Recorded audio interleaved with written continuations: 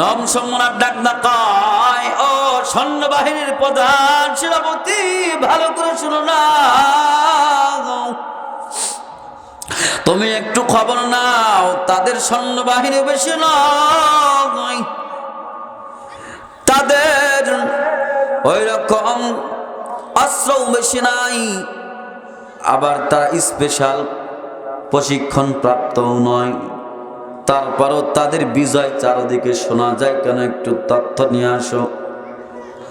এবার রোম সম্রাটের পক্ষ থেকে এই সেনাবাহিনী যখন চলে গেছেন, মুসলমানরা কেন বিজয় লাভ করে, ফিরে আসার পরে ডাকদা বলে, হুজুর কয় তাদের সৈন্যবাহিনী আমাদের মতো বেশি নয়, তারা আমাদের মতো ওই রকম ট্রেনিং প্রাপ্ত নয়, আমাদের মতো এরকম দামি দামি দামি দামি তরবারিও তাদের নাই, অস্ত্র তাদের নাই, কিন্তু জাহাবানা তারা কেন বিজয় লাভ করে আপনি জানেন?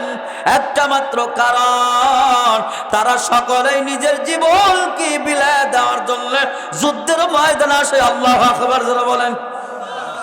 আর আমাদের সৈন্যবাহিনীরা যখন দেখে অবস্থা খারাপ, তারা পিছন থেকে পালায়ন করে, কিন্তু মুসলমান পালায়ন করে না, বরং তারা বাড়ি থেকে বিদায় নিয়ে আসে, আমরা আর কোনোদিন ফিরবো না, শহীদ হওয়ার আশায় তারা ফিরে আসে। সুবহানাল্লাহ যারা বলেন। রোম সম্রাট এবার ডাক ডাকায়, তাইলে শোনো, এই যে যুদ্ধের ময়দানে এখন তোমরা যাবা, যুদ্ধের মধ্যে আমরা বিজয় লাভ করি আর না করি, কয়েকজন যুবকরে ধরে আনবা, কয়েকজন মুসলমান যুবকরে ধরে আনবা, আমরা তাদের ইমানকে পরীক্ষা করব, তার ইমান দেখব, মুসলমানদের ইমানের পাওয়ার কত। ও মুসলমান, কোনো দিকে নজর না, একটু খেয়াল করেন। এবার যুদ্ধ শেষ হয়ে গেল, এ মুসলমান 22 জন যুবককে ধরে নিয়ে আসছে, এ মুসলমান 22 জন যুবককে ধরে নিয়ে আসার পর রোম সম্রাটের দরবারে যখন প্রবেশ করেছে, রোম সম্রাট তাকা দেখে 22 জন যুবকের মধ্যে একজন সুদর্শন যুবক দেখা যায়। ডাকদা বলে, তোমাদের মধ্যে নেতাকে, আমিরকে? এবার একজন যুবক, সুদর্শন যুবক লাফা দাঁড়া কয়, আমি আব্দুল্লাহ বিন হুযাফা হলাম এদের সকলের নেতা। আল্লাহু আকবার বলেন। আল্লাহু আকবার। আমি আব্দুল্লাহ বিন হুযাফা হলাম এদের সকলের নেতা। কয়, তোমার বয়স কত? আমার বয়স হলো 18 বছর। সুবহানাল্লাহ বললেন না? 18 বছরের যুবক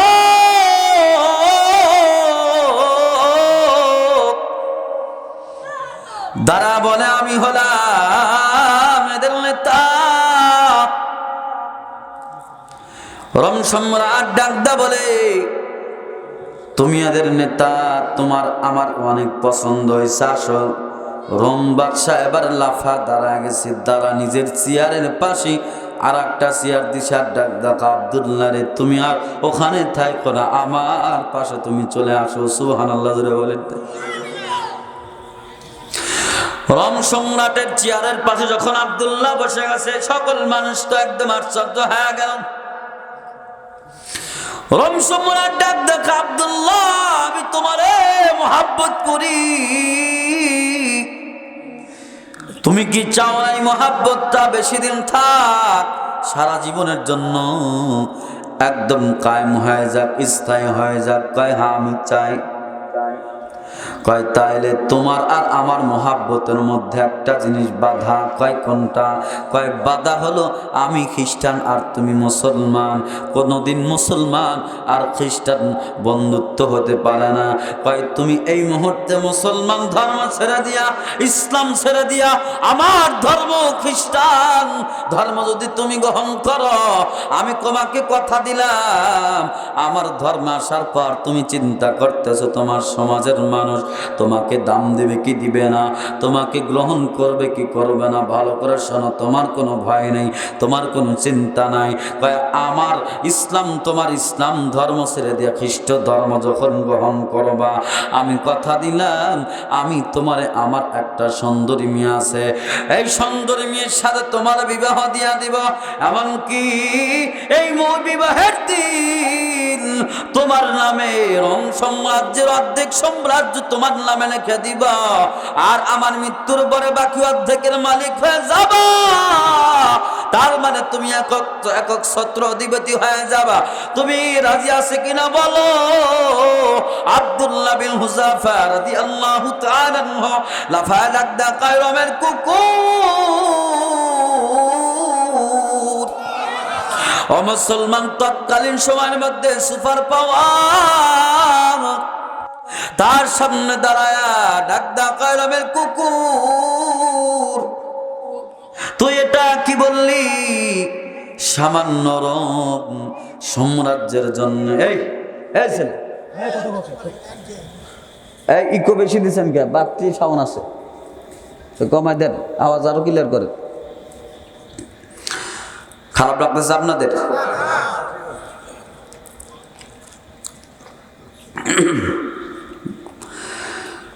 আব্দুল্লাহ বিন হুযাফা রাদিয়াল্লাহু তাআলা আনহু ডাকায়, তুমি এটা কি বললা? আমার ইমানের দাম কি এত কম নাকি? তুমি ভালো করে শোনো, তোমার রং সাম্রাজ্যের জন্য আমার ইমান ছেড়ে দিব, তোমার মতো বোকা আমি না। আর আল্লাহর রাসূল আমাদেরকে বলেছে, যে ব্যক্তি যাররা পরিমাণ ঈমান আনবে, ওয়ান পরিমাণ ঈমানের অধিকারী হবে, আল্লাহ অতটুক ঈমানের বদলতে তার এই দুনিয়ার 10 দুনিয়ার সমান জান্নাতের মালিক তারে বানায় দিবি। তোমার সাধারণ এই রোম সাম্রাজ্যের জন্য আর তোমার মেয়ের কারণে আমি ইসলাম ছাড়বো কোশ্চেন কারো হবে না। শুনে রাখো, তুমি একদম তোমার ধূলিসাৎ হয়ে যাও, তারপরও আমি আব্দুল্লাহ বিন হুযাফা তোমার ধর্ম কখনো গ্রহণ করতে রাজি নেই। সুবহানাল্লাহ। মুসলমানদের কোনো ভয় নাই। কি বলেন, কথা ঠিক না ঠিক? মুসলমান শুধু ভয় করবে কারে? আর যদি অবস্থা রাখো, কারে ভয় করবে? কারে? একমাত্র আল্লাহ। রোমের বাদশারা যখন কুকুর বলে ডাক দিছে, মনটা খারাপ হয়ে গেল, মেজাজটা খারাপ। রোমের বাদশাহ ঘরের মধ্যে চলে গেল। ঘরের মধ্যে চলে যাওয়ার পরে মুসলমান বন্ধু কোনো দিকে নজর নেই। অনুমতি দিল যে আব্দুল্লাহ বিন হুযাফা সহকারে তার সাথীজন সকলকে তোমরা এবার টর্চারিং শুরু করে এমন ভাবে আঘাত করবা যেন তারা ইসলাম ধর্ম ছাড়তে রাজি হয়ে যায়। নাউজুবিল্লাহ জোরে বলেন। মারতে মারতে একদম রক্তরঞ্জিত করে দিছে। তারপরে আব্দুল্লাহর মুখে একই কথা, ভালো করে শুনে না, আমি আব্দুল্লাহ রে মারতে মারতে মারতে যদি জমিন থেকে সরায় দাও, আমি যদি মারাও যাই, আমি হাসি মুখে আমার জীবন ছেড়ে দিতে রাজি আছি রে, তারপরও আমি মুহাম্মাদের কালেমা ছাড়তে রাজি নাই। রোমের বাদশা বলে, এভাবে কাজ হবে না, তাদেরকে জিন্দান করে বন্দী করো, আর তাদেরকে কোনো খাবার দিবে না।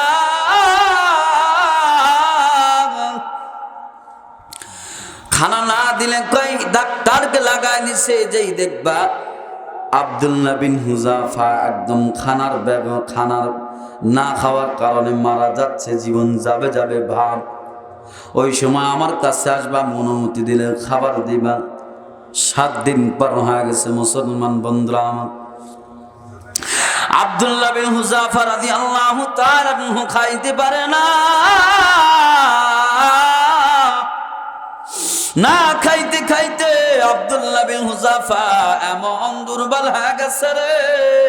হে মুসলমান, ডাক্তার তাকায় দেখে রে আব্দুল্লাহ বিন হুযাফার জীবন যাবে যাবে ভাব, দৌড়ায় বাদশার কাছে চলে গেলে, যাওয়ার পরে ডাক্তার কয়, বাদশা নামদার, আব্দুল্লাহর অবস্থা তো ভালো না, তার জীবন চলে যাবে যাবে ভাব। হে মুসলমান, বাদশা ডাক্তার কয়, তারে খাবার দাও, কিন্তু সাবধান, তারে খাবার দিবে কুকুরের শুকরের মাংস আর মদ মিশানো পানি। নাউজুবিল্লাহ জোরে বলেন। শুকরের মাংস আর মদ মেশানো পানি তারা খাইতে দিবা। হে মুসলমান, 7 দিন পর না খাইতে খাইতে দুর্বল হয়ে গেছে। আমরা হলে কি করতাম? আগে খাইতাম। ইসলাম যেহেতু অনুমতি দিছে, জীবন বাঁচানোর জন্য কুকুরের মাংস, শুকুরের মাংস খাইতে পারবেন, যদি না পারেন। কথা কান ঠিক না ঠিক? আব্দুল্লাহ বিন হুযাফার সামনে খাবার দিছে, আর ডাক দাও, আব্দুল্লাহ এই যে তোমার খাবার দেওয়া হলো, এই খাবারটা খাও। কয় কিসের খাবার? সুবহানাল্লাহ বললেন। কারণ মুসলমান সব সময় তো তাহকিক করে খাবে, ঠিক কিনা জোরে বলেন? খাবার পাইছি বিলাই ঢোক কুয়ে খায়া ফেলবো, এটা হবে না, এটা মুসলমানদের আখলাক নয়। আব্দুল্লাহ বিন হুযাফা ডাক ডাকা, আমারে খাবার দিলা, ভালো কথা, কিসের খাবার দিলা? ডাক ডাকায় শুকরের মাংস আর মদ মেশানো পানি। এ মুসলমান, এবার সৈন্যবাহিনী ডাক দা বলে, আমরা টাকা দেখলাম আব্দুল্লাহর গায়ে কোনো শক্তি নাই, একদম দুর্বল মানুষ। এ মুসলমান, কিন্তু আব্দুল্লাহ শারীরিকভাবে দুর্বল হলে কি হবে? ঈমানের দিক দিয়ে দুর্বল নয়। এই কথাটা শোনার পর আব্দুল্লাহ লাফায় দাঁড়া গেল রে। লাফায় দাঁড়া যাওয়ার পরে তার পায়ের মাধ্যমে এমন জোরে একটা লাথি মারছে, ও মুসলমান, খাবারটা জমিনের মধ্যে পড়ে গেছে আর পানীয়টা জমিনের মধ্যে পড়ে গেছে। আর আব্দুল্লাহ বলে, আমি না খাইতে খাইতে খাইতে যদি আমার জীবন চলে যায়, আমি হাসি মুখে জীবন নিতে রাজি আছি রে, তারপর আমি নাপাক হারাম খাদ্য খাইতে রাজি নাই। আল্লাহু আকবার। মুসলমান বন্ধুরা আমার, ভালো করে বুঝে নাও, আব্দুল্লাহর এই ঘটনাটা যখন রোম সম্রাটের কাছে চলে গেল, রোম বাদশাহ ডাক ডাক কয়, এভাবে কাজ হবে না। কয় তাইলে কি করা যায়? কয় তাইলে একটা ডেস্কের মধ্যে তেল গরম করো, আর কালকে সকালবেলা আব্দুল্লাহর এই তেলের মধ্যে ফেলে দিয়া তারে মারা হবে। এ মুসলমান বন্ধুদের নরম করেন, ইমানের কত পাওয়ার। ও যুবক, ভালো করে বুঝো, 18 বছর যুবক, কত পাওয়ার ইমানে। পরের দিন সকালবেলা ডেক্সির মধ্যে তেল গরম দিছে, তেল টকবক করে ফুটতেছে। আব্দুল্লাহ বিন হুযাফা রাদিয়াল্লাহু তাআলা আনহুকে ধরে নিয়ে আইসা ডাক ডাকা, আব্দুল্লাহ রে, তুমি ইসলাম ছাড়বা কিনা বলো, মুসলমানিত্ব ছাড়বা কিনা বলো। যদি না ছাড়ো তাইলে তোমার এই তেলের মধ্যে ফেলে দেওয়া হবে। আব্দুল্লাহ বিন হুযাফা বলে, আমারে যদি যতবার মারো, আমার মারতে মারতে মারতে মারতে যদি টুকরা টুকরাও করে ফেলো, আমি আব্দুল্লাহ যেই কালেমা গ্রহণ করেছি, যেই কালেমার মালা গ্রহণ করেছি, মুহাম্মাদের আদর্শ গ্রহণ করেছি, আমি চুল পরিমাণ মুহাম্মাদের আদর্শ থেকে দূরে সরে যাইতে রাজি নাই। ইতিহাসের মধ্যে লেখা বন্ধু, এবার আব্দুল্লাহ বিন হুযাফার সামনে তার একটা বন্ধুরে ধইরা তেলের মধ্যে যখন ছেড়ে দিলেন, তেলের মধ্যে ছেড়ে দেওয়ার পর আব্দুল্লাহ তাকে দেখে হাড্ডি মাংস গুলো আলাদা হয়ে যায়, একদম কাবাব হয়ে গেল, ক্রিমা হয়ে গেল। আব্দুল্লাহ বিন হুযাফার চোখ দিয়ে টপ টপ করে পানি পড়ে। এবার রোম সম্রাট ডাক ডাক, আব্দুল্লাহ, আমি জানি মৃত্যুর ভয়ে তুমি কানবা, তুমি আগে যদি শিকার হইতা তাইলে তো এরকম কষ্ট তুমি পাইতা না। এই যুবক, এমন একটা সুসংবাদ আমি আপনাদের মাঝে শোনাবো, এমন জোরে সুবহানাল্লাহ বলবেন, জীবনে এমন জোরে সুবহানাল্লাহ বলেন নাই। রাজি আছেন ইনশাআল্লাহ? ইনশাআল্লাহ। আব্দুল্লাহ বিন হুযাফা ডাক ডাক, আব্দুল্লাহ, আমি তো চাইছিলাম তোমার আমি কোনো কষ্ট দিব না, তুমি অযথা কষ্ট পাইলে আগে যদি স্বীকার করতা তাইলে তো তোমার আমি কোনো কষ্ট দিতাম না। এখন মৃত্যুর ভয়ে কাঁদতেছো, বড় আব্দুল্লাহ ডাক ডাকা হাম্মো, আমি মৃত্যুর ভয় কাঁদি না রে। আমি কি জন্য কাঁদি তুমি জানো? কয় কিসের জন্য কাঁদো? কয় আমি দুইটা কারণে আমি কাঁদি। এক নাম্বার কারণ হলো এই যে আমার আগে যেই ভাইডারে তুমি এই তেলের মধ্যে ফেলে দিয়ে মারলা, তুমি কি জানো আমার কি হয়? কয় না না আমি জানি না। কয় আমি আর ও একদিনে মুসলমান হয়েছিলাম, একসাথে আমরা নেক আমলের পাল্লা দিতাম, প্রতিযোগিতা আমরা করতাম, কিন্তু কোনোদিন সে আমার সাথে নেক আমলের পারে নাই, প্রতিযোগিতায় সে আমার সাথে পারে নাই। আরে আজকে সে আমার সাথে আগে বেড়ে গেল, আমার সাথে আগে বেড়ে গেল, আমি তার সাথে পারলাম না। কয় কেন? কয় আমি আব্দুল্লাহর আগে আমার এই ভাইটা, আমার দোস্তটা, আমার মাওলা আহকামুল হাকিমের সাথে দেখা হয়ে গেল। আমার আগে সে আল্লাহ জান্নাতের মধ্যে চলে গেল। আমি তাকায় দেখতেছি রে আমার ভাই আল্লাহর জান্নাতের মধ্যে ঘোরাফেরা করে, এই জন্য আমি কাঁদি রে। আর দুই নাম্বার কারণ আমি কেন কাঁদি তুমি জানো? কয় কেন কাঁদো? কয় ওরম সম্রাট দুই নাম্বার কারণ এই জন্য আমি কাঁদি।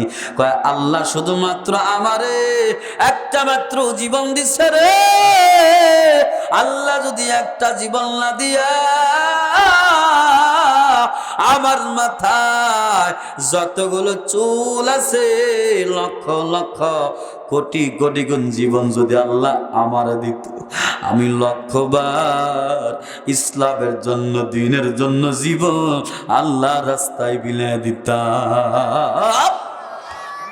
কিন্তু আল্লাহর কাছে আফসোস, আল্লাহ শুধুমাত্র আমার একটা জীবন দিছে, আর আমি একটা জীবন ইসলামের জন্য বিলাই দিচ্ছি। আফসোস, আল্লাহ যদি 1 লক্ষ জীবন আমাকে দিত, আমি 1 লক্ষ বার ইসলামের জন্য, দ্বীনের জন্য, নবীর জন্য শহীদ হয়ে যাইতাম। সুবহানাল্লাহ। এটা হলো মুমিনের পাওয়ার, ঠিক কিনা তোরা বলেন? আর এখন যুবকদের পাওয়ার দেখলে মনে হয় আমার একটা হাদিয়া ওরে হরলিক্স খাওয়াইলে ভালো হয়। কথা কয় না কেন? হাইটে যাইতেই পড়ে যায়। এই যুবক দিয়ে কিছু হবে না, এই জাতি দিয়া। কথা বলে ঠিক না ঠিক? যেই যুবকদের ঝংকারে তৎকালীন সময়ে পারস্য সুপার পাওয়ার রোম সম্রাট কেঁপে যাইতো। কথা বলে ঠিক না ঠিক? কথায় কথা মনে পড়ে গেছে, বলবো নি, শুনবেন? হ্যাঁ, তৎকালীন সময়ে সুপার পাওয়ার ছিল পারস্য। হযরত ওমর ইবনুল খাত্তাব রাদিয়াল্লাহু আনহুর জামানায় আল্লাহ নবীর 2 জন সাহাবীকে পারস্য দখলের জন্য পাঠাইছে। আল্লাহু আকবার। কয়জন? এজন্য কোন কয়জন? 2 জন। আমেরিকা দখল করার জন্য যদি আটগড়িয়ে তাইতে 2টা যুবকরে পাঠান, মানুষ পাগল বলবে না ছাগল বলবে? হ্যাঁ, এটা সম্ভব? কথা কয় না রে? না, সম্ভব।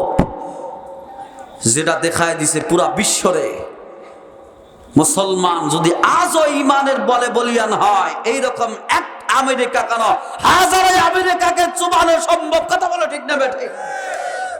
যেমন দেখা দিছে আমার মোল্লা ছাত্র ভাইয়েরা, কথা কয় না, আফগানের ভাইয়েরা দীর্ঘ 19 বছর যুদ্ধ করার পরে যারা যেই মোল্লাদেরকে নাক ছিটকাইত, দেখলে তাদেরকে দূরে সরায় দিত, যেই মোল্লাদের কিছুই গোনার মধ্যেই ধরতো না, সেই মোল্লাদের সাথে সেই মোল্লারাই তাদেরকে নাকানি চুবানি খায়া দেশ থেকে বিতাড়িত করছে। কথা বলো ঠিক না ঠিক? জোরে বলো। সম্ভব কি না? তবে সম্ভব হবে শুধুমাত্র যদি আমার আপনার ইমানটা শক্তিশালী হয়। কথা বলেন ঠিক না ঠিক?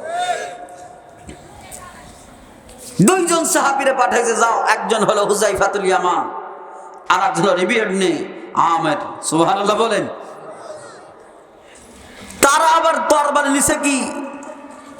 রবি ইবনে আমিরের তরবারিটা ভাঙ্গা, ধার নাই, বোতা। সুবহানাল্লাহ জোরে কর। পারস্যের দরবারে যাওয়ার সামনে কয়, আসসালামু আলাইকুম। কয় কি তোমাদের চেহারা সুরত তো দেখা কেমন যেন লাগতেছে, জামা ছেঁড়া, তোমরা কি জন্য আসছো? আমরা হলাম নবীর সাহাবী। সুবহানাল্লাহ। আর জোরে কয় না রে সুবহানাল্লাহ? এটা সবচাইতে বড় ডিগ্রি, পৃথিবীতে আর চাইতে বড় ডিগ্রি আর নাই। কথা বলেন ঠিক না ঠিক? সাহাবী। কয় তোমরা কিসের জন্য আসছো? কয় আমরা আমরা পারস্য দখল করার জন্য আসছি। সুবহানাল্লাহ বলেন। তাকায় দেখতেছে যে তোদের চেহারার সাইজ, জামার যে সাইজ, কি নিয়ে তোরা পারস্য দখল করবি? আগে ঢুকে দিয়ে দেখ দখল করি কিভাবে। কয় না, ঢোকার অনুমতি নেই। একজন কয় অনুমতি নিয়ে আসি। এর মাঝখানে রিবি ইবনে আমেরের সরু তরবারি, ভোতা তরবারির দাঁড় দিচ্ছে। সুবহানাল্লাহ। এবার এক দারোয়ান দেখে কয়, কি রে, এই সরু তরবারি আবার ভোতা তরবারি, ভাঙ্গা তরবারি দাঁড় দিচ্ছ, সেটা দেখি সম্ভব পারস্য বিজয় করা? কয় শোন, আমাদের ইতিহাস হলো আমরা তরবারির মাধ্যমে জিতি না, বরং আমরা তরবারিটা ভোতা হতে পারে, কিন্তু যেই হাত দ্বারা আমরা আঘাত করি ওই হাতের শক্তি তোরা কোশ্চিন কারো সহ্য করতে পারবি না। ঠিক কিনা যারা বলে? কয় ঠিক আছে, পরীক্ষা হয়ে যাক। এবার রিবি ইবনে আমের ডাক দেখায়, শোনো, তোমাদের পারস্যের মধ্যে সবচাইতে বড় যেই ঢাল, শক্তিশালী ঢাল নিয়ে এসে আমার সামনে ধরো। পারস্যের সবচাইতে শক্তিশালী ঢাল, যেই ঢালটা কেউ কোনোদিন ভাঙতে পারে নাই, আল্লাহ নবীর সাহাবী রিবি ইবনে আমের আল্লাহু আকবার বিসমিল্লাহ আল্লাহু আকবার বলে একবার মারতে দেরি হয়েছে, এই সবচাইতে শক্তিশালী ঢাল টুকরো টুকরো হয়ে ছিঁড়ে ছিঁড়ে যাইতে দেরি করেন। আল্লাহু আকবার, আল্লাহু আকবার। পারস্যের বাদশা এবারে সহ্য হয়ে গেল। কি ব্যাপার, মানুষদেরকে দেখতে অত্যন্ত খাটো মানুষ, অত্যন্ত চিকন মানুষ, আবার তাদেরকে দেখলে মনে হয় ক্ষুধার্ত, কিন্তু তাদের হাতের মধ্যে এত শক্তি। এবার তাদেরকে পারস্যের রাজ্যের মধ্যে ঢোকার অনুমতি দিল। সুবহানাল্লাহ বলেন। রাষ্ট্রের মহামান যেহেতু, এই জন্য তাদের সামনে দস্তরখান দিয়া দিল। দস্তরখান দিয়া দেওয়ার পর মুসলমান ভালো করে বুঝে নাও, কোন দিকে নজর নাই, ভালো করে বুঝো, দিলটা একটু নরম করো। দস্তরখানের মধ্যে আল্লাহর নবীর সাহাবী হযরত হুযায়ফাতুল ইয়ামান, তার হাত থেকে এক লোকমা খানা যখন দস্তরখানে পড়ছে, আল্লাহর নবীর সাহাবী হযরত হুযায়ফাতুল ইয়ামান এই খানাটা যখন তুলতে লাগবে, হাতটা ধরে ডাকতে কয়, না না, তোলা যাবে না, অনুমতি নাই। কয়, তোমরা যদি এই দস্তরখানের খানাটা উঠায়া খাও, তাইলে পারস্যের রাজ্যের কোনো মান মর্যাদা থাকবে না, মান মর্যাদা ধূলিসাৎ হয়ে যাবে। কয়, তাইলে কি করবে? কয়, না, তোলা যাবে না। হুযায়ফাতুল ইয়ামান বলে যে, আতরুকু সুন্নাতা হাবিবি লিহাউলাইল হুমাকা। এ মুসলমান বন্ধুরা আমার, আল্লাহ নবীর সাহাবী হযরত হুযায়ফা ডাকদা বলে, তোমরা শোনো, তোমাদের মতো আহাম্মুকের জন্য আমার পয়গম্বর বিশ্বনবী মুহাম্মদ সাল্লাল্লাহু আলাইহি ওয়াসাল্লামের সুন্নাত আমরা কখনো বাদ দিতে রাজি নাই। আল্লাহু আকবার। এটা হলো সাহাবী। এবার বাদশার মহলে যখন ঢুকবে, বাদশার মহলে ঢোকার জন্য একটা ছোট দরওয়াজা আছে। এই দরওয়াজায়, ছোট দরওয়াজা দেখো, মাথা ঝুঁকায় ঢুকতে হয়। তার মানে যে ঢুকবে মাথার ঝুঁকাইলে বাদশারে সেজদা দেওয়া হবে। কিন্তু আল্লাহ নবী সাহাবী হযরত রিবি ইবনে আমের খেয়াল করলেন যে বাদশার দরবারটা অত্যন্ত ছোট দরবার, গেটটা অত্যন্ত ছোট, এই জন্য ঢুকলে মাথা ঝুঁকায় ঢুকতে হবে। এই জন্য রিবি ইবনে আমের আগে বাম পা দিলেন, এরপরে কোমরটা নিচু কইরা বুক টান কইরা ঢুকা গেলে। সুবহানাল্লাহ বলেন। কোমর নিচু করছে কিন্তু মাথা ঝুঁকায় নাই, তার মানে বোঝা গেল এই মাথা ঝুঁকানোর একমাত্র মালিক কে? আর যারা আওয়াজ করে বলো কে? কোন বাবা, কোন খাজা বাবা, কোন দয়াল বাবা, কোন ল্যাংটা বাবা? একমাত্র মালিক কে? যারা আওয়াজ করে বলো কে? কে কে? আল্লাহ। এর মধ্যে কোন সন্দেহ আছে? আর যারা কোন আছে? নাই। হযরত হুযায়ফাতুল ইয়ামিন কি করলেন? তিনিও বাম পা দিয়া আগে দিলেন, কোমরটা নিচু কইরা টান টান করে, বুকটা টান করে, মাথা উঁচা করে ঢুকা গেলেন। সুবহানাল্লাহ বলেন। তাকায় দেখতেছে বাদশা উপরে বসে আছে, সকলে নিচে দাঁড়ায় আছে।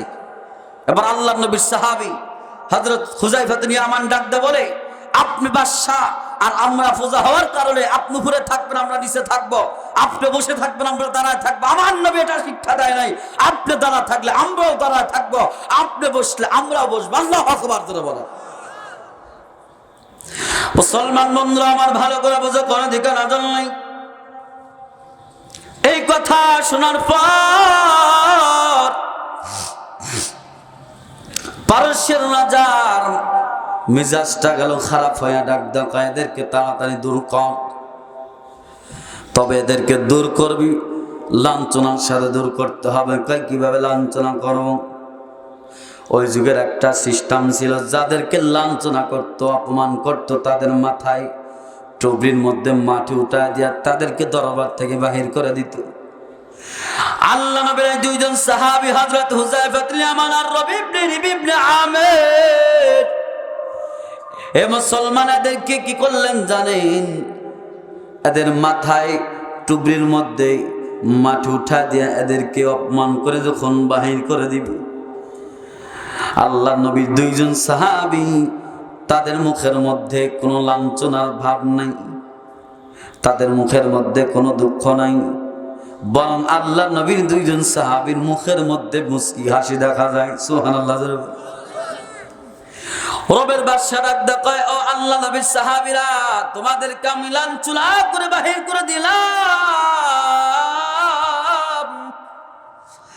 তোমরা তো তোমাদের চেহারার মধ্যে কোনো লাঞ্ছনার ভাব দেখা যায় না, তোমার চেহারার মধ্যে হাসি কেন দেখা যায়? এবার আল্লাহ নবী দুইজন সাহাবী হুযায়ফা ইবনে ইয়ামান আর রবি ইবনে আমির ডাক দিয়ে বলে, শোনো ও পারস্যের বাদশা, আমরা এই জন্য হাসি, তুমি আমাদের মাথায় ওই টুকরির মধ্যে মাটি উঠা দিয়া লাঞ্ছনা করো নাই, বরং আমাদের মাথায় পুরা পারস্যের মাটি তুলে দিছ। আমাদের মাথায় তোমরা পুরা পারস্য তুলে দিছ, শীঘ্রই আমরা এই পারস্য দখল করবো। সুবহানাল্লাহ, জোরে আওয়াজ করে বলো সুবহানাল্লাহ। তাইলে মুসলমানের পাওয়ার আছে না নাই? জোরে আওয়াজ করে বলো, আছে না নাই? এ মুসলমান, ও যুবক ভাই, যেই কথা বলতেছিলাম, যুবকদের মাধ্যমে ইসলাম যতটুকু শক্তিশালী হয়েছে, একজন মনীষীর কথা না বললেই নয়। এই যুবকদেরটা নরম করার কোনো দিকে নজর নেই। আল্লাহ নবীর একজন সাহাবী হযরত ওমর ইবনুল খাত্তাব রাদিয়াল্লাহু তাআলা আনহু, কে সেই ওমর? এ মুসলমান বন্ধুরা আমার, পয়গম্বর বলে, লাউ কানা বাদি নাবিয়্যুন লাকানা ওমর, আমি হলাম শেষ নবী, আমার পরে কোনো নবী নেই, আমার পরে কোনো নবী হইলে সেই নবী হয়তো হযরত ওমর। সুবহানাল্লাহ বলে। আল্লাহর পয়গম্বর বলে, হযরত ওমর যেই রাস্তায় একবার যায় শয়তান 40 দিন পর্যন্ত ওই রাস্তায় যাওয়াইতে প্রায়তে সাহস পায় না। সুবহানাল্লাহ বলেন। এখানেই শেষ নয়, আল্লাহর পয়গম্বর বলেছে ডানে, ওমর বলেছে বামে। আল্লাহর পয়গম্বর বলেছে এই কাজটা করব, ওমর কয় করা যাবে না। আল্লাহ নবীজির অ্যাবাউট করে এই কোরআন কারীমের মধ্যে 22 জায়গায় ওমরের পক্ষে আয়াত নাজিল করে দিছে। সুবহানাল্লাহ, একটু জোরে কর। হযরত ওমর ইবনুল খাত্তাব রাদিয়াল্লাহু তাআলা ইসলাম গ্রহণ করার পর ইসলাম এত শক্তিশালী হয়ে গেছে। এর আওয়াজ হয় কিছু? এটা বা এই একটু কমাই দাও, ওই আওয়াজ হচ্ছে। ওকে, অফ করে দেন, আওয়াজ বাড়াও। ঠিক কিনা? হযরত ওমর ইবনুল খাত্তাব রাদিয়াল্লাহু তাআলা ইসলাম গ্রহণ করার পরে এমন ইসলাম শক্তিশালী হয়েছে, মুসলমান ভালো করে বুঝেন। যেই ওমর বিশ্বনবী মুহাম্মদ, কি বিরক্ত লাগতেছে আপনাদের? খারাপ লাগতেছে? আর কিছু সময় যদি চালাই থাকতে রাজি আছেন ইনশাআল্লাহ? হ্যাঁ, যেই ওমর মুসলমান বন্ধু ইসলাম গ্রহণ করার পর ইসলাম এত শক্তিশালী হয়েছে, যেই ওমর নবীজিকে মারার জন্য খোলা তরবারি লইয়া দারুল আরকামে এসেছিল। কথা বলেন ঠিক না বেটি? খোলা তরবারি হাজির ফেরেশতারা হযরতে সাহাবায়ে কেরাম রাদিয়াল্লাহু তাআলা আনহুম আজমাইনগণ ডাক দেয়, কয় নবী গো অবস্থা তো বেগতিক। কয় কি হয়েছে? কয় ওমর আসতেছে আমাদেরকে মারার জন্য। নবীজি চিন্তায় পড়ে গেলেন, আর চিন্তা করতে স্যার ডাক দেখ, আল্লাহ আজকে ওমরের হাত থেকে মনে হয় আমাদের কেউ বাঁচাইতে পারবে না তুমি ছাড়া। মুসলমান বন্ধুরা আমার, ভাইয়ের আমার, দিল জনম করেন কোন দিকে নজর নাই। আল্লাহর পয়গম্বর চিন্তায় পড়ে গেলেন। হযরত আমির হামজা রাদিয়াল্লাহু তাআলা আনহু দাঁড়া গেলেন। তারা ডাক দেয়, কয় ভাতিজা চিন্তার কোনো প্রয়োজন নাই। আমি আমির হামজা এই দারুল আরকামের সামনে দাঁড়া গেলাম, আর আমি ঘোষণা করে দিলাম ওমরের মতলব যদি ভালো থাকে তাহলে আজকে দারুল আরকাম আসবে, আর যদি মতলব ভালো না থাকে আল্লাহ আমি আমির হামজারে এমন ক্ষমতা দিছে রে যে আমি আমির হামজা এক ওমর কেন শত ওমরকেও শায়েস্তা করার ক্ষমতা রাখি। আল্লাহ পয়গম্বর ডাক দেয়, চাচা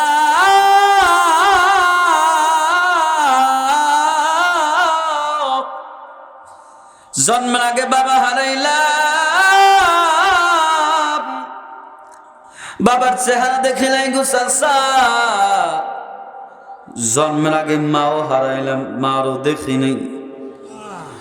আমার পয়গম্বর তো ইয়াতীম। আল্লাহ নবী গাছের নিকটে বসে ডুকরে ডুকরে কাঁদে। আব্দুল মুত্তালিব ডাক দেয়, নাতি রে তুমি কেন কাঁদো, কেন কাঁদো? আল্লাহর পয়গম্বর ডাক দেয়, দাদা আমার মাও নাই, আমার বাবা নাই, দুনিয়া থেকে চলে গেছে। কে আমার গোসল করায় দিবি, কে আমার খানা খাওয়ায় দিবি? এবার আব্দুল মুত্তালিব ডাক দেয়, নাতি রে চিন্তার কোনো প্রয়োজন নেই। আজকের পর থেকে তোর মা নাই কি হয়েছে, তোর বাবা নাই কি হয়েছে, আমি আজকের পর থেকে তোর মা, আমি তোর বাবা। আজকের পর থেকে আমি তোরে গোসল করায় দিব, আমি তোরে খানাও খায় দিব, এমনকি আজকের পর থেকে আমি আব্দুল মুত্তালিবের বুকের লইয়া তুই ঘুমাইবি। পয়গম্বর নবী সাল্লাল্লাহু আলাইহি ওয়াসাল্লাম ডাক দেয়, চাচা আপনার যদি কিছু হইয়া যায় আমি কারে চাচা বলে ডাক দিব? আপনার চাচা বইলা ডাক দিয়া বাবার সাথ গ্রহণ করেছি গো চাচা। ও চাচা আপনি ওমরের সাথে পারবেন না। হযরত ওমর ইবনুল খাত্তাব রাদিয়াল্লাহু তাআলা আনহু ঘরের দরজা হাজির। আল্লাহ নবী ডাক দেয়, ঘরের দরজা খুলে দাও। সাহাবী ঘরের দরজা খুলে দিলেন। ও মুসলমান সাহাবী তাকা দেখ, হযরত ওমরের চেহারার মধ্যে রাগ ফুটে উঠে গেছে, কপালটা বেয়ে টপ টপ করে ঘাম পড়তেছে, চেহারাটা লালময় হয়ে গেছে। সাহাবায়ে কেরাম রাদিয়াল্লাহু তাআলা আনহু মুসলমান ভয় কাঁপতেছে, কিন্তু আল্লাহ নবীর চেহারার মধ্যে কোনো ভয় নেই। আল্লাহ নবীর চেহারার মধ্যে মুস্কি হাসি দেখা যায়। সুবহানাল্লাহ জোরে বলেন। সাহাবায়ে কেরাম রাদিয়াল্লাহু তাআলা আনহুম ডাক দেয়, নবী গো আপনি কেন হাসেন? আমরা কাঁদতেছি, আপনি কেন হাসেন? হে মুসলমান, আল্লাহর পয়গম্বর বলে আমরা যা জানি, আমি যা জানি তোমরা তা জানো না। হে মুসলমান ভালো করে বুঝে নাও, আল্লাহর পয়গম্বর বলে তোমরা ওমরের মধ্যে ভয় দেখতেছো, কিন্তু আমি নবী ওমরের সিনার মধ্যে হেদায়েতের নূর দেখতেছি। আল্লাহ পয়গম্বর এবার নিজের চাদরটা ওমরের জন্য বিছায় দিলেন।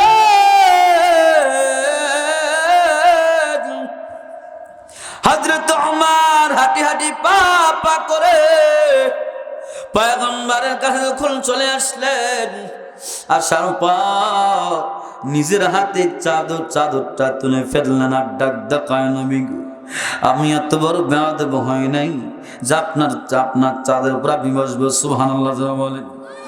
হযরত ওমর ডাক দেয়, নবী গো আমি আপনারে বাড়ার জন্য আসি না, ও নবী আমি আপনার হাতে হাত রেখে মুসলমান হওয়ার জন্য আসলাম। ও নবী আমাকে মুসলমান বানায় দেন। আল্লাহ নবী হযরত ওমরকে মুসলমান বানায় দিলেন।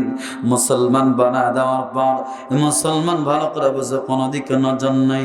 এবার ওমর ডাক দেয়, নবী গো, ও নবী আমার একটা প্রশ্ন হলো, আমরা যেই নবীর উপর ঈমান আনলাম, আমি ওমর যে আল্লাহর উপর ঈমান আনলাম, এই নবী সত্য না সত্য না? জোরে কান, সত্য না সত্য না? ওই আল্লাহ কি সত্য কিনা এ মুসলমান ভালো করে বোঝো, কোনো দিকে নজর নাই। আল্লাহর পয়গম্বর ডাক দেয়, ওমর আমরা যে হক এর মধ্যে চুল পরিমাণ সন্দেহ নাই, আমরা যে হক এর মধ্যে চুল পরিমাণ কোনো সন্দেহ নেই। হযরত ওমর এমন একটা জবাব দিলেন পয়গম্বর আরবি সাল্লাল্লাহু আলাইহি ওয়াসাল্লামকে। আল্লাহর পয়গম্বরকে ডাক দেয়, নবী গো, তারা যদি বাতিল হয়, আমরা যদি হক হই, তারা বাতিল হওয়ার পর তারা যদি নমনীয় না হয়, তাইলে আমরা কেন নমনীয় হব? সুবহানাল্লাহ জোরে বলেন। কয় তারা বাতিল হওয়ার পরে নমনীয় যদি না হয়, আমরা হক হওয়ার পরে কেন নমনীয় হব? ও নবী গো, আজকের থেকে আমরা আর ঘরের মধ্যে বসে থাকবো না। আজকের পর থেকে চলেন আমি ওমরের নেতৃত্বে কাবার চত্বরে যাব। কাবার চত্বরে যাওয়ার পর ও নবী আজকে প্রকাশ্যে ইসলামের দাওয়াত আমি ওমর দেব। আল্লাহু আকবার জোরে বলেন। আল্লাহর পয়গম্বর ডাক দেয়, বাবা ওমর, ওমর এখনো সময় আসে নাই। তাদের হাতে দারুণ দোয়া, তাদের হাতে সংসার, তাদের হাতেই প্রশাসন, তাদের হাতেই পুলিশ। কথা কান ঠিক কিনা?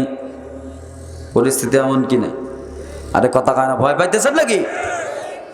তাদের হাতেই সব। ওমর আবার একটা জবাব দিছে, ডাক দেখায়, নবী গো, আগের দিন ভুলে যান, আগের দিন বাগে খাইছে। আজকে ইসলামের মধ্যে ওমর আসছে, আমি তাকায় দেখবো ওমরের সামনে ইসলামের দাওয়াতকে, কোন মায়ের ছেলের বুকের বাটা বড় হয়েছে ওমরের সামনে ইসলামের দাওয়াতকে ঠেকায় দিবে।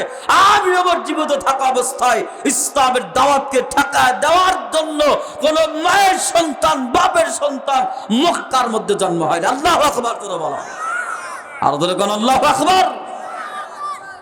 ইসলাম শক্তিশালী হয়েছিল, হয় নাই? আর ধরে কোন আর একটু শোনেন। আজকে আমরা আলোচনার সুবিধার্থে আশ্রম মানে আমরা নেব হলো আমাদের হায়াতের জিন্দেগি। কিসের জিন্দেগি? এই জন্য কোন কিসের জিন্দেগি? হায়াতের জিন্দেগি। মুআজ্জাজ মুহতারাম, আমার আপনার জিন্দেগির হায়াত অত্যন্ত দামি একটা জিনিস, অত্যন্ত দামি হায়াত। কেউ যদি একই ভাই একদিনে জন্মগ্রহণ করেছে, আবার একই দিন ইসলাম গ্রহণ করেছে, কিন্তু এক ভাই 1 বছর পরে মারা গেছে, এক ভাই 1 বছর আগে মারা গেছে। রাসূল বলে, যে ভাই 1 বছর পরে মারা গেল আর যে ভাই 1 বছর আগে মারা গেল, এই দুই ভাইয়ের আমলের মধ্যে আসমান আর জমিন পার্থক্য। সুবহানাল্লাহ। যেহেতু আসমান আর জমিন পার্থক্য আমলের, তার মানে জান্নাত ও আসমান আর জমিন পার্থক্য। সুবহানাল্লাহ। এই জন্য মুসলমান বন্ধু, হায়াতের জিন্দেগির অনেক কয়টা স্টেপ আছে। কি খারাপ লাগতেছে আপনাদের? বিরক্ত হচ্ছেন? ভালো করে বুঝি, হায়াতের জিন্দেগির অনেক কয়টা স্টেপ আছে, অনেক কয়টা হিস্সা, অংশ আছে। তার মধ্যে রাসূল আকরাম সাল্লাল্লাহু আলাইহি ওয়াসাল্লাম বলেন, তোমার হায়াতের জিন্দেগির 5টা জিনিস ঘটে যাওয়ার আগে 5টা জিনিসকে তোমরা মূল্যায়ন করো। সুবহানাল্লাহ। বলেন কয়টা জিনিস? 5টা জিনিস আসার পূর্বে 5টা জিনিসকে তোমরা মূল্যায়ন করো। 1 নাম্বার, আল্লাহর রাসূল বলে, শাবাবাকা ক্বাবলা হারামিক, ও যুবক, তোমার যৌবনকালকে তুমি হেফাজত করো, মূল্যায়ন করো বার্ধক্য আসার পূর্বে। ঠিক কি না? জোরে বলো। কারণ কি মুসলমান ভালো করে বোঝেন, যৌবনের এমন একটা দাম, এমন একটা দাম, যৌবনের শক্তি কোন দলের পক্ষে যদি চলে যায়, আমাদের দেশের কথাই বলি, যেই নেতার পক্ষে যৌবনের শক্তি বেশি, ওই নেতার পাওয়ারই অন্যরকম। কথা বলেন ঠিক না ঠিক? ওই নেতার ধারের কাছেই যাওয়া যায় না। হে যুবক, তুমি কার জন্য তোমার যৌবনটার কালটারে তুমি বিলায় দিচ্ছ? যৌবন এমন একটা শক্তি, মানুষ যেই শক্তিটারে হারাইতে চায়, কথা কান ঠিক হারাইতে চায় না। এই জন্য রাস্তাঘাটে ওয়াজের পোস্টার যত দেখবেন না, যৌবন ধরে রাখার পোস্টার যেমন অলিগলিতে আছে। কথা বলেন ঠিক নেবে ঠিক? এই যৌবনের শক্তি এমন একটা শক্তি, জোরে আওয়াজ করে কান এই যৌবন দিয়েছেন কে? আর জোরে কান কে? আল্লাহ। কে সিখা কি প্রেমত কান खाक अपनी जिंदगी को जवानी करूं फिदा उस पर के जिसने दी जवानी को। কবি বলেছেন, তোমার যৌবনের মালিক শুধুমাত্র আল্লাহ। এই যৌবনটারে শুধুমাত্র তুমি বিলাইবা শুধুমাত্র কার জন্য? আর ধরে কান কার জন্য? আল্লাহর জন্য। এরা যুবক, এই যৌবনের শক্তি যদি ইসলামের পক্ষে কাজ করে, ইসলাম এমন শক্তিশালী হয়ে যাবে। হে মুসলমান বন্ধুরা আমার, সাহাবায়ে কেরাম রাদিয়াল্লাহু তাআলা আনহুমদের মাঝে অধিকাংশ সাহাবায়ে কেরাম ছিলেন যুবক। আল্লাহর রাসূল বলেন, সাহাবায়ে কেরাম যুবকদের মাধ্যমে আমার ইসলাম যতটুকু শক্তিশালী হয়েছে, অন্য কোনো মানুষের দ্বারা আমার ইসলাম ততটুকু উপকৃত হয় নাই। সুবহানাল্লাহ, ঠিক কি না? যুবকদের দ্বারা ইসলাম যতটুকু শক্তিশালী হয়েছে, পৃথিবীতে এইরকম শক্তিশালী এরকম উপকার কোনো মানুষের দ্বারা হয় নাই। কিন্তু আজকে যুবক যেখানে গেছে বিজয় ছিনে এনেছে। আজকে আমরা পৃথিবীতে বিশ্বের মধ্যে সবচাইতে বেশি মুসলিম হলাম। আমরা এখন বর্তমান অবস্থান করতেছি 200 কোটির ঊর্ধ্বে মুসলিম। পৃথিবীতে কোনো সময় একসাথে এতগুলো মুসলিম একত্রিত হয় নাই, ঠিক কিনা যারা বলেন? কিন্তু এতগুলো মুসলমান থাকার পরও আজকে আমরা নিষ্পেষিত, পদদলিত, নির্যাতিত। কথা বলেন ঠিক না বেঠিক? কিন্তু বদরে কি এই 200 কোটি মুসলমান ছিল? উহুদের ময়দানে কি 200 কোটি মুসলমান ছিল? হুনাইনের ময়দানে 200 কোটি মুসলমান ছিল না। মাত্র হাতে গোনা কয়েকজন সাহাবায়ে কেরাম ছিলেন। বদরের প্রান্তরে 313 জন, তাদের বিপরীতে 1000 ও মুসলমান। এই 313 জনের ইমানের পাওয়ারের কাছে 1000 কাফের বেঈমান দরিদ্র হয়েছে। ঠিক কিনা ধরে আওয়াজ করা বলা মুসলমান? এরা তো তরবারির পাওয়ারে নয়, এটা হলো ইমানের পাওয়ার। কথা বলেন ঠিক না ঠিক? আজ যদি মুসলমান ইমানের পাওয়ার নিয়ে চলে, পরিপূর্ণ ইমানের অধিকারী হতে পারে, আল্লাহ তাআলা বলে ওয়ালা তাহিনু ওয়ালা তাহজানু ওয়া আনতুমুল আ'লাউন ইন কুনতুম মুমিনিন। আল্লাহু আকবার জোরে বলেন। আল্লাহ বলেছেন, পুরা পৃথিবী তোমার পায়ের তলে চলে আসবে, নিশ্চয়ই তোমাদের জন্য বিজয় যদি তোমরা মুমিন হতে পারো। ঠিক কিনা জোরে আওয়াজ করে বলো মুসলমান। মুসলমান বন্ধুরা আমার, আমার যুবক ভাইয়েরা, যৌবনটা কোন কাজে ব্যয় করতেছো? ইমানটা একদম খোয়া ফেলতেছো। কতছ আল্লাহর নবীর সাহাবী, মাত্র 18 বছর বয়স, খলিফাতুল মুসলিমিন হযরত ওমর ইবনুল খাত্তাব রাদিয়াল্লাহু তাআলা আনহুর জামানায় রোম সম্রাটদের সাথে, রোম বাহিনীদের সাথে সরাসরি যুদ্ধ হয়ে গেল। এই যুদ্ধের ময়দানে হযরত ওমর অনেকগুলো সাহাবায়ে কিরামদেরকে পাঠাইলেন। এদিক দিয়া রোম সম্রাট সৈন্যবাহিনীদেরকে ডাক দেখায়, ও আমার সৈন্যবাহিনীরা ভালো করে শুনে নাও। চতুর্দিকে মুসলমানদের বিজয়ের ধ্বনি শোনা যায়। তারা কি সংখ্যায় বেশি নেই? সৈন্যবাহিনীর প্রধান ডাক দেখায়, না জাহাপানা, তারা সৈন্যবাহিনীর দিক দিয়েও বেশি নয়, আমাদের চাইতেও কম। কয় তাইলে তারা কি ট্রেনিং প্রাপ্ত সৈন্য নাকি? কয় না হুজুর, তারা কেউ ট্রেনিং প্রাপ্ত নয়, বরং তারা কৃষক, জমিনের মধ্যে কাজ করে, বাগানের মধ্যে কাজ করে, তাদের নবী যখন, তাদের নেতা যখন ডাক দেয়, তারা হাতের কাছে যা আছে তা না যুদ্ধের ময়দানে ঝাঁপায় পড়ে। সুবহানাল্লাহ।